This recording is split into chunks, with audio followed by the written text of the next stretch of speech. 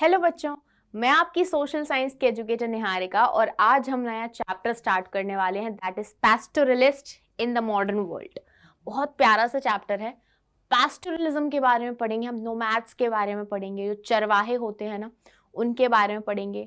और दो पार्ट्स में ये कंप्लीट हो जाएगा। आई विल ट्राई कि 2 पार्ट्स में कंप्लीट हो जाए, अगर फिर नीड होगी तो 3rd पार्ट और आएगा। ठीक है, फिर स्टार्ट करते हैं बिना टाइम वेस्ट किए। पैस्टोरलिस्ट इन द मॉडर्न वर्ल्ड। ठीक है, तो सबसे पहले हम देखेंगे भाई नोमैड्स क्या होते हैं। नोमैड्स क्या होते हैं? तो नोमैड्स वो लोग हैं जो एक जगह पे नहीं रहते हैं। ठीक है, एक जगह से दूसरी जगह वो मूव करते रहते हैं टू अर्न देयर लिविंग। ठीक है, अपना खर्च चलाने के लिए, अपना खर्चा निकालने के लिए, है ना, अपना जीवन यापन करने के लिए वो एक जगह से दूसरी जगह मूव करते रहते हैं। वो एक जगह पे कहते हैं ना सेटल नहीं होते, दे डू नॉट सेटल, ये डू नॉट सेटल, ये सेटल नहीं होते हैं। ठीक है, और एक जगह से दूसरी जगह ये मूव करते रहते हैं। इनको कहते हैं हम क्या? नोमैड्स। ठीक है, so this is the definition of nomads. Nomadic pastoralist move in group known as caravan और काफिला।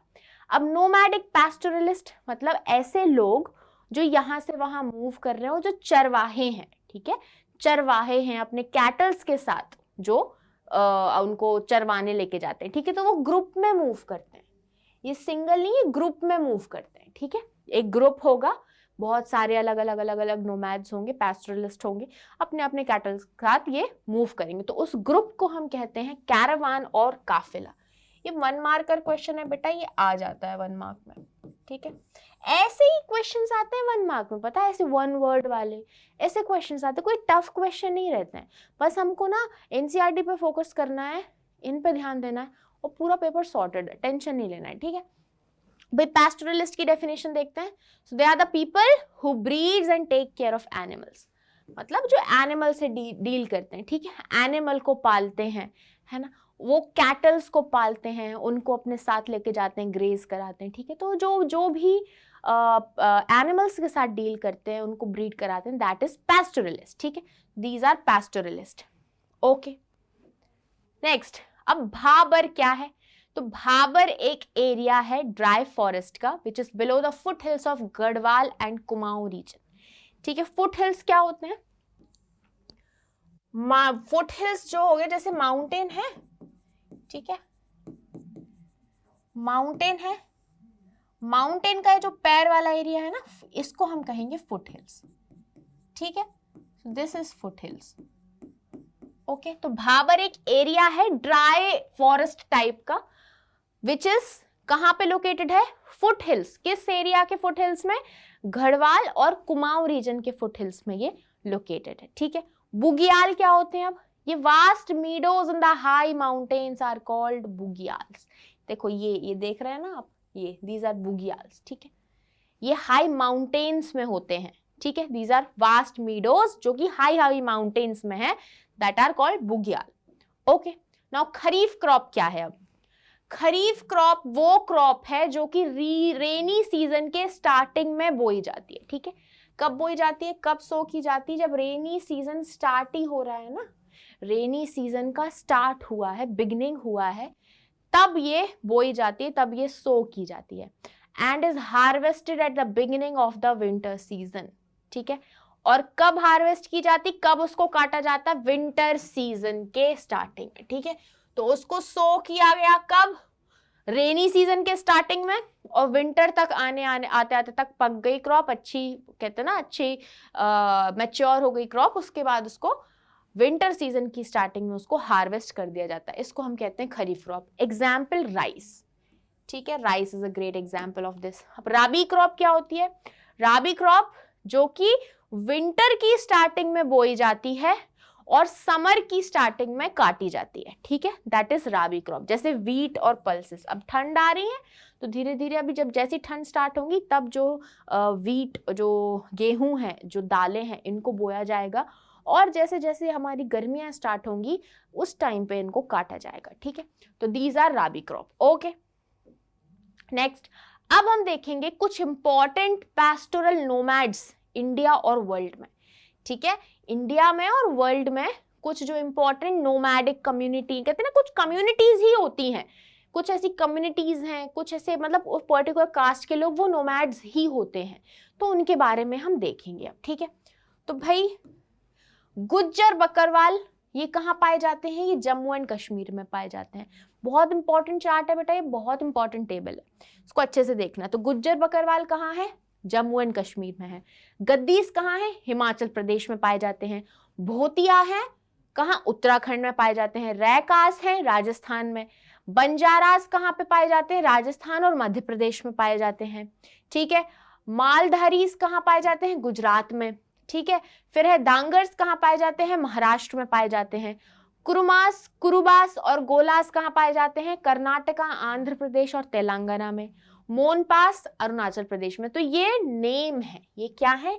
These are the names, these are the names of the nomadic community, और ये जगह है जहां पे ये पाए जाते हैं, ठीक है। नेक्स्ट, अब भाई हम वर्ल्ड की बात करेंगे। ये अभी हमने इंडिया की बात करी, ठीक है, कि इंडिया में ये नोमैडिक कम्युनिटी है और ये पाई जाती है। ओके, अब हम वर्ल्ड की बात करेंगे। तो वर्ल्ड में मासाई कहाँ पाई जाती है? केन्या और तंजानिया में। बेदोइन्स कहाँ पाए जाते हैं? नॉर्थ अफ्रीका में। बेरबेर्स कहाँ पाए जाते हैं? नॉर्थ वेस्टर्न अफ्रीका में। तुर्काना पाए जाते हैं युगांडा में, ठीक है। बोरान पाए जाते हैं कीनिया में। मुर्श पाए जाते हैं मॉरिशनिया में। सोमाली पाए जाते हैं सोमालिया में। नामा और जुलू पाए जाते हैं साउथ अफ्रीका में। और बेजा पाए जाते हैं इजिप्ट और सूडान में, ठीक है। So these were the world, ये वर्ल्ड के नोमैडिक कम्युनिटी के नेम्स थे और ये एरिया है जहां पे वो पाए जाते हैं, ठीक है। अब किस रीजन से ये जो नोमैड्स हैं, नोमैडिक पैस्टोरलिस्ट हैं, ये किस रीजन से मूव करते हैं, क्यों ये सेटल नहीं होते, किस रीजन से ये जो मूव करते रहते हैं, देखेंगे अब हम, ठीक है। They don't have a regular field to get food for the whole year। देखो, जैसे हम लोग हैं या फिर जो किसान हो गए, उनके पास खेत होते हैं, ठीक है, फील्ड्स होती हैं उनके पास, तो वो अपनी खेत में खेती करते हैं और अपने पूरे साल भर को खाने वाने के लिए वो उगा लेते हैं उसमें, ठीक है। तो इनके पास कोई रेगुलर फील्ड नहीं है ना, कि कोई उनके पास परमानेंट फील्ड हो, कोई खेत हो जिसमें वो पूरे साल खेती कर सके, उगा सके, तो उनके पास कोई रेगुलर फील्ड नहीं है। तो एक ये रीजन हो गया। In search of pasture and water for their animals. अब ये देखो, एनिमल पालते हैं ये, ठीक है, इनका एनिमल इनके लिए बहुत इंपॉर्टेंट है, ठीक है। तो अब रेगुलर, अब ऐसा तो है नहीं कोई पैस्चर जहां पे एनिमल ग्रेस करने के जाते हैं, ठीक है। पैस्चर क्या हो गया? एरिया और जगह टू ग्रेज एनिमल,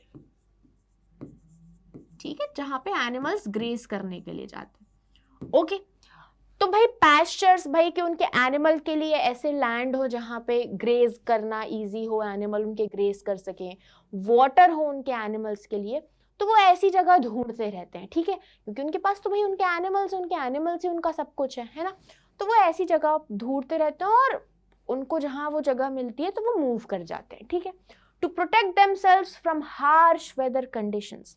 और एक ये रीजन भी है, कुछ जो नोमैडिक कम्युनिटी है ना, ऐसी जगह पे रहती है जहाँ पे या तो बहुत ठंड है या तो बहुत गर्मी है, तो उस हार्श वेदर कंडीशन को अवॉइड करने के लिए वो कुछ टाइम के लिए मूव आउट कर जाते हैं वहाँ से, और जब जो सीजन है नॉर्मल हो जाता है तो वो वापस आ जाते हैं। तो इसलिए भी कि अवॉइड हार्श वेदर कंडीशन, इसलिए भी वो मूव करते हैं, ठीक है। To protect their lively stock from harsh weather.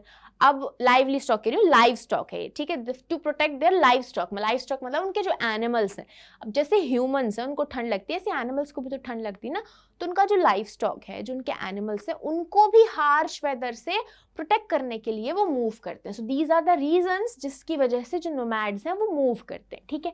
अब changes and its affect in the life of nomadic pastoralist under the colonial rule. जो कॉलोनियल रूल आया, कॉलोनियल रूल मतलब ब्रिटिश रूल, ठीक है, what is this? British rule आया जो, ठीक है, तो उसकी वजह से ये जो नोमैड्स थे, ये जो पैस्टोरलिस्ट थे, इनकी लाइफ में क्या चेंज आया ये देखते हैं। तो क्या चेंज आया? कॉलोनियल गवर्नमेंट ने पैस्चर लैंड को एग्रीकल्चरल लैंड में कन्वर्ट कर दिया। अब देखो, जो ब्रिटिशर्स आए थे तो आए थे लूटने के लिए, है ना, उनको करनी थी खेती। वो चाह रहे थे कि भाई जितना हो सके हमें रेवेन्यू मिल सके, है ना, कमर्शियल खेती करते थे कि टी कॉफी प्लांटेशन ये सब चाहिए था उनको, ठीक है। तो अपने रेवेन्यू बढ़ाने के लिए जो पैस्चर्स थे, मतलब जहाँ पे उनके एनिमल्स, जो हमारे पैस्टरलिस्ट होते थे, नोमैड्स होते थे, उनके एनिमल्स जहाँ पे ग्रेस किया करते थे, उन पैस्चर्स को बड़ी तादादों में ये जो ब्रिटिशर्स थे ये कन्वर्ट करने लगे एग्रीकल्चरल लैंड में। मतलब इन पैस्चर्स को क्लियर करके ऐसा लैंड बनाने लगे जहाँ पे एग्रीकल्चर किया जाएगा। तो ये भैया उन्होंने चेंज कर दिया कि जो उनका पैस्चर था वो कन्वर्ट होने लगा एग्रीकल्चरल लैंड में। तो वो उनको नुकसान दे रहा था कि उनके पास भाई लैंड ही नहीं बच रहा था कि वो कहाँ चले जाएं। सो ये चेंज किया। फिर क्या किया, फॉरेस्ट एक्ट लेके आए थे, ठीक है। फॉरेस्ट एक्ट ले आए थे ब्रिटिश, जिसकी वजह से उन्होंने फॉरेस्ट को कैटेगराइज कर दिया था कि ये प्रोटेक्टेड फॉरेस्ट है, ये रिजर्व्ड फॉरेस्ट है, आप इसमें जा नहीं सकते, आप इसमें घुस नहीं सकते, आप यहाँ का कुछ ले नहीं सकते। तो ऐसे भैया फॉरेस्ट एक्ट्स उन्होंने लगा दिए। तो अब रोक लगा दी, तो भाई ये जो नोमैड्स हैं ना कुछ फॉरेस्ट ना कुछ ले पा रहे हैं, कोई प्रोडक्ट्स नहीं ले पा रहे हैं, ये चेंज हो गया। क्रिमिनल ट्राइब एक्ट पास कर दिया था 1871 में, तो एक ये चेंज हो गया भाई, ठीक है। To maximise the revenue colonial government imposed tax on land, canal water, ठीक है, salt, trade and even on animals. तो मतलब कॉलोनियल गवर्नमेंट को इतना पैसा चाहिए था ना, तो उन्होंने टैक्स लगाना शुरू कर दिया। किस पे भाई, एनिमल्स पे है, एनिमल्स पे टैक्स लगा रहे हैं। ट्रेड कर रहे हो तो उस पे टैक्स ले रहे हैं, वाटर पे टैक्स ले रहे हैं, सॉल्ट पे टैक्स ले रहे हैं, लैंड पे टैक्स ले रहे हैं, टैक्स पे टैक्स लिए जा रहे हैं। तो लोगों को बहुत नुकसान झेलना पड़ रहा था, लोगों पे इफेक्ट पड़ रहा था इन चीजों का। दीज वर द चेंजेस, ठीक है। अब इन चेंजेस का इम्पैक्ट क्या पड़ा, ठीक है। ये चेंजेस तो आए, पर इन चेंजेस का इम्पैक्ट क्या पड़ा वो देखते हैं। तो भाई जो हमारे पैस्चर लैंड थे ये डिक्लाइन हो गए, ठीक है, ये कम हो गए।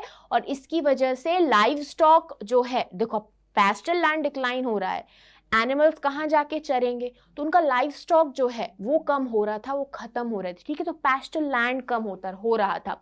मूवमेंट थी जो, मतलब पहले जो नोमैड्स है वो अलग अलग जगह पे मूव करते थे, पर अब रिस्ट्रिक्ट हो गई थी उनकी मूवमेंट, ठीक है। मतलब आपको परमिट लेने के बाद ही आपको मूवमेंट करने मिलेगी, ठीक है। और अगर आप वायलेट करोगे, रूल को तोड़ोगे, तो आप पे वो पेनल्टी लगा दी जाएगी, आपको आपको कुछ फीस भरनी पड़ेगी, ठीक है, फाइन देना पड़ेगा आपको। तो जो मूवमेंट था पैस्टोरलिस्ट का, नोमैड्स का, वो रिस्ट्रिक्ट हो गया था, वो अपनी मर्जी से कहीं वो मूव नहीं कर पा रहे थे, ठीक है।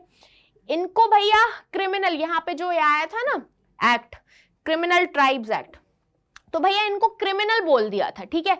ये जो नोमैड्स, पैस्टोरलिस्ट, इनको ना क्रिमिनल बोल दिया जाता था।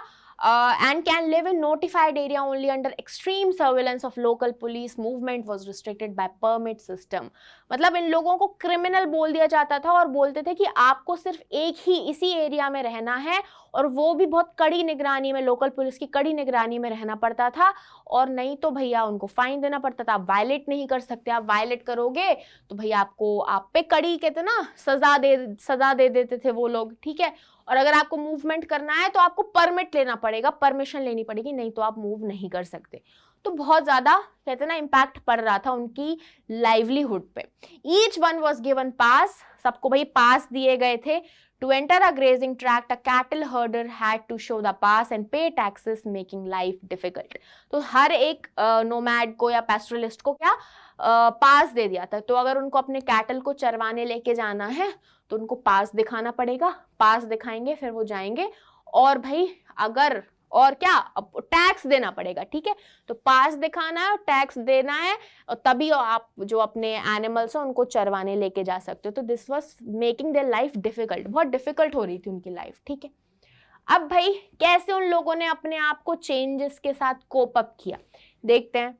तो उन्होंने, अब देखो यार, वो उनका तो कहते हैं ना, कुछ तो करना पड़ेगा, अब लाइवलीहुड के लिए उनके लिए कुछ तो करना पड़ेगा। तो कैसे ये चेंजेस के साथ उन्होंने कोप अप किया, तो उन्होंने अपने कैटल के नंबर कम कर दिए, ठीक है। उनके जो कहते हैं ना, पहले बहुत सारे, मान लो 20-20, 40-40 उनके पास कैटल्स हुआ करते थे, तो अब 10 ही कर दिए। तो उन्होंने अपने कैटल्स के, एनिमल्स के नंबर कम कर दिए, ठीक है।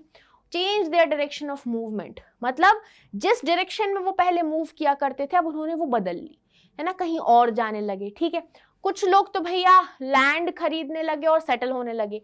नोमैड्स जो कभी सेटल नहीं होते थे वो अपना खुद का लैंड खरीदने लगे और सेटल डाउन होने लगे। Some took to more extensive trading, भाई कुछ ट्रेड वगैरह भी करने लगे। Some lost their lively stock and became labour, और कुछ लोग अपना लाइव स्टॉक जो है वो कहते हैं खत्म हो गया उनका, उन्होंने अपना खो दिया लाइव स्टॉक और लेबरर बन गए, वो मजदूर बन गए। तो दीज वर द, कहते हैं ना, these were the steps which were taken by the pastoralists and nomads so that they can cope up with the changes जो कि colonial government लेके आ रही थी, ठीक है। Next, movement of pastoral nomads in mountains. अब हम ये देखेंगे कि जो पैस्टोरल नोमैड्स माउंटेन्स में जो मूव किया करते थे, ठीक है, माउंटेन में, माउंटेनियस एरिया में जो मूव करते थे, तो mainly pastoral communities are found in mountainous regions. जो पैस्टोरल कम्युनिटीज हैं वो ज्यादातर माउंटेन वाले एरिया में पाई जाती हैं, ठीक है। तो सबसे पहले हम देखेंगे गुज्जर बकरवाल्स ऑफ जम्मू एंड कश्मीर, ठीक है। जम्मू एंड कश्मीर में गुज्जर बकरवाल्स पाए जाते हैं, उनके बारे में पढ़ेंगे। तो Gujjar Bakarwals migrated to Jammu and Kashmir in 19th century. 19th century में इन लोग माइग्रेट किए गए थे, आए थे ये जम्मू एंड कश्मीर में अपने एनिमल्स के लिए पैस्चर्स ढूंढते हुए, ठीक है। तो उनको एनिमल्स के लिए ग्रेजिंग लैंड चाहिए था, तो वो ढूंढते ढूंढते ये लोग आए थे जम्मू एंड कश्मीर में, ठीक है। The Gujjar Bakarwals are herders of goat and sheep. अब ये क्या पालते हैं, तो गोट और शीप पालते हैं, ठीक है। बकरी और भेड़ पालते हैं, बकरी और भेड़ पालते हैं, ठीक है। ओके, सो गुज्जर बकरवाल्स क्या पालते हैं, ये बकरी और भेड़ पालते हैं। Winter, during the winter when the Himalayas are covered with snow, they live in the foothills of the Shivalik ranges. The dry scrubs provide food for their cattle. तो जब ठंड होती है ना हिमालयाज में, जब बहुत ज्यादा ठंड होती है और हिमालय एकदम स्नो से कवर्ड होते हैं, तो जो फुट हिल्स है, शिवालिक सबसे नीचे वाली रेंज है ना, सबसे अंदर वाली रेंज है, तो शिवालिक के फुट हिल्स में ये लोग रहते हैं और वहां के जो ड्राई स्क्रब्स है उनसे इनके कैटल को फूड मिलता है, ठीक है। So these were what Gujjar Bakarwals of Jammu and Kashmir, ठीक है। अब व्हेन द समर बिगिंस, अब भाई जब ठंड खत्म हो गई और जब गर्मियां आ जाती हैं, ठीक है, अप्रैल में जब समर स्टार्ट हो जाती है, जो गुज्जर बकरवाल्स हैं ये northwards to the Kashmir valley जाने लगते, ठीक है। नॉर्थ वर्ड ये मूव करते हैं कश्मीर वैली की तरफ, ठीक है, यहाँ जाते हैं, यहाँ मूव करते हैं। As the snow melts the mountains are covered with lush green grass. और जैसे देखो अब गर्मी आ रही है तो जो बर्फ है वो पिघलेगी, जब जैसी बर्फ पिघलती है ना तो माउंटेन पूरी एकदम ग्रीन ग्रास से कवर्ड रहती है, अच्छी एकदम हरी घास से कवर्ड होती है, जो कि उनके कैटल को बहुत न्यूट्रिशन प्रोवाइड करती है, ठीक है, उनके कैटल के लिए वो बहुत अच्छी होती है। With the onset of winter the Gujjar Bakarwal again travel down to the low hills of Himalayas, ठीक है। तो जैसी गर्मी आई वो चले जाते हैं नॉर्थवर्ड कश्मीर वैली की तरफ, वहां पे रहते हैं, वहां पे अपने भाई, क्योंकि उनको ग्रीन ग्रास मिलती है, उनके कैटल्स के लिए न्यूट्रिशियस होती है, और जैसी सर्दियां आती हैं वो फिर से वो फुट हिल्स ऑफ शिवालिक में आ जाते हैं और फिर वहां पे रहने लगते हैं। सो ये थे हमारे गुज्जर बकरवाल्स, ठीक है। अब गद्दी शेफर्ड्स देखेंगे हम। तो गद्दी शेफर्ड एक पैस्टोरल कम्युनिटी है हिमाचल प्रदेश की, ठीक है, हिमाचल प्रदेश में होती हैं गद्दी शेफर्ड, ठीक है। They had a similar cycle of seasonal movement, जैसा गुज्जर बकरवाल्स जो करते थे ना कि गर्मियां आई तो वो कश्मीर वैली की तरफ गए और सर्दियां आई तो वो फुट हिल्स पे आ गए। तो ऐसे ये सीजनल, मतलब सीजन जैसे जैसे सीजन होता है वैसे वैसे इनका मूवमेंट भी चेंज होता है, ऐसे ये भी करते थे, ठीक है। अब कैसे मूव करते हैं ये देखते हैं। तो गद्दी शेफर्ड्स ऑल्सो फॉलो द, जैसे गद्दी ये गुज्जर बकरवाल्स करते हैं मूवमेंट, ऐसा ही मूवमेंट ये करते हैं। विंटर स्पेंड करते हैं शिवालिक के फुट हिल्स में, और जब स्नो मेल्ट होती है तो ये लाहौल या स्पीति की तरफ जाते हैं, ठीक है, लाहौल या फिर स्पीति नॉर्थ वर्ड्स की तरफ, ये लाहौल स्पीति की तरफ ये जाते हैं, ठीक है। तो जब ठंड रहती है तो फुट हिल्स ऑफ शिवालिक में रहते हैं, और जब गर्मियां आ जाती हैं, जब स्नो मेल्ट होती है तो ये नॉर्थवर्ड जाते हैं, कहाँ पे, स्पीति और लाहौल की तरफ। गुज्जर बकरवाल कहाँ जा रहे थे, कश्मीर वैली की तरफ, और ये कहाँ जा रहे हैं, स्पीति और लाहौल की तरफ, ठीक है। Then they move further to the high mountains in order to find pasture land for their cattle. ठीक है, और ये और एकदम ऊंचे ऊंचे माउंटेन्स में जाते हैं ताकि इनको अच्छे पैस्चर मिल सके इनके कैटल के लिए। और ये कब? दे बिगिन रिट्रीटिंग इन सितंबर, सितंबर में ये वापस आना स्टार्ट हो जाते हैं। ठीक है, तो गर्मियों में जाते हैं और फिर सितंबर तक इन लोग स्टार्ट हो जाते हैं वापस आना। ठीक है, नेक्स्ट अब हम देखेंगे गुज्जर्स इन गढ़वाल एंड कुमाऊं। ठीक है, तो Gujjars come down to the dry forest area below the foothills of Garhwal and Kumaon to graze their cattle. ठीक है, तो गुज्जर्स जो होते हैं वो कब आते हैं? वो फॉरेस्टेड एरिया है जो द फुटहिल्स ऑफ गढ़वाल और कुमाऊं रीजन जो है उसके जो फुटहिल्स में जो फॉरेस्टेड एरिया है वहां पे आ जाते हैं ये अपने कैटल को क्या ग्रेस कराने के लिए। समर्स में, during the summer they go up high to the meadows in the high mountains, और समर में ये माउंटेन में मीडोज की तरफ जाते हैं। ठीक है, okay, these pastoral communities make the best use of available pasture in different lands. Whenever the pasture exhausted, they move to new areas. This movement help the exhausted pasture land to recover. देखो, तो ये जो pastoral communities हैं क्या करती हैं? ये जो भी अवेलेबल pasture land है ना उसको यूज करती हैं। ठीक है, वहां जाती हैं, उसको यूज करती हैं, और जब वो पैस्चर, वो लैंड जो है वहां पे खत्म हो जाता है, मतलब एग्जॉस्ट हो जाता है, वहां पे नहीं बचता है और कि और ग्रेजिंग जो है वहां पे हो सके, तो वो नए एरिया की तरफ शिफ्ट कर जाते हैं। ठीक है, और इस मूवमेंट की वजह से जो पुराना जो एग्जॉस्टेड, देखो एक एरिया में गए वहां का पैस्चर खत्म हो गए। ठीक है, तो फिर वो नए एरिया में शिफ्ट कर जाएंगे। अब नए एरिया में शिफ्ट कर गए तो जो पुराना जो एग्जॉस्टेड पैस्चर है वो रिकवर हो जाएगा। ठीक है, तो यहाँ पे रिकवर भी होता रहता था। ठीक है, अब देखेंगे हम ऑन द प्लेट्यू प्लेन्स है डेजर्ट एरिया में। अभी हमने देखे थे माउंटेनियस एरिया में, अब हम देखेंगे प्लेट्यू प्लेन्स और डेजर्ट एरिया में। ठीक है, तो प्लेट्यूज प्लेन्स और डेजर्ट एरिया में भी नोमैड्स वगैरह पाए जाते हैं। ठीक है, पैस्टोरल कम्युनिटीज पाई जाती हैं। तो हम महाराष्ट्र में देखेंगे ढांगर्स पाए जाते हैं। ठीक है, ढांगर्स बहुत इंपॉर्टेंट है, महाराष्ट्र में बहुत पाए जाते हैं इनकी कम्युनिटी। ये शेफर्ड्स हैं और blanket weavers and buffalo herders. ठीक है, तो बफेलो को पालते हैं। ओके, शेफर्ड्स और ब्लैंकेट वीवर्स हैं, ब्लैंकेट वगैरह सिलते हैं ये लोग। ठीक है, okay, the Dhangar stay in the central plateau in Maharashtra during the monsoon. Monsoon के टाइम पे सेंट्रल प्लेट्यू में रहते हैं ये, महाराष्ट्र में सेंट्रल प्लेट्यू में ये रहते हैं। पर जैसे ही the rainy season allow them to graze the cattle. ठीक है, तो मॉनसून में, भाई मॉनसून में अच्छा खासा बारिश हो रही है। ठीक है, तो इसमें क्या होता है, उनका जो कैटल है वो अच्छे से ग्रेस कर पाता है, क्योंकि रेनी सीजन है तो ग्रीन ग्रीन ज्यादा होगा, है ना, ग्रीनरी अच्छी होगी, घास वगैरह बहुत ज्यादा अच्छी होगी, तो इनका कैटल जो है ग्रेस करता है अच्छे खासे अमाउंट में। And harvest bajra sown by them. ठीक है, और बाजरा को हार्वेस्ट करते हैं, यहाँ पे बाजरा की वो खेती भी करते हैं। ठीक है, तो कहाँ पे? सेंट्रल प्लेट्यू महाराष्ट्र में ये स्टे करते हैं मॉनसून के टाइम पे। क्यों स्टे करते हैं? क्योंकि रेनी सीजन है, रेनी सीजन में अच्छी ग्रीनरी होगी तो इनका कैटल अच्छे से उसको ग्रेस करता है, और यहाँ पे वो बाजरा भी सो करते हैं, तो उसको वो खेती मतलब उसको हार्वेस्ट करते हैं। ठीक है, ये हो गए ढांगर्स ऑफ महाराष्ट्र। ठीक है, तो नवंबर में फिर क्या करते हैं ये? In November they reach the Konkan region which is a fertile agricultural tract.